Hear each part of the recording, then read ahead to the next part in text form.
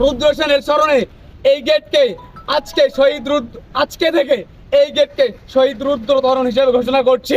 এই 9 দফা যতক্ষণ না পর্যন্ত আদায় হচ্ছে আমাদের সংগ্রাম চলবে। যে ছাত্রদের কোটা সংস্কারের আন্দোলন শান্তিপূর্ণ আন্দোলন ছিল, একটি নিয়মতান্ত্রিক গণতান্ত্রিক আন্দোলন ছিল, একটি সাংবিধানিক আন্দোলন ছিল। সেই আন্দোলনে সরকার ইন্টারনেট বন্ধ করে দিয়ে ডিজিটাল ক্র্যাকডাউনের মাধ্যমে গোটা দেশে ধ্বংসাত্মক নির্মমভাবে হত্যাযজ্ঞ চালিয়েছে, যা একটি গণহত্যা ছিল। আমরা এই গণহত্যার তীব্র নিন্দা এবং প্রতিবাদ জানাচ্ছি এবং আমরা এটা পরিষ্কার করছি, আজকে আর এই আন্দোলন শুধুমাত্র কোটার আন্দোলনের মধ্যে সীমাবদ্ধ নাই। এই আন্দোলন নিরাপদ বাংলাদেশ তৈরির আন্দোলন।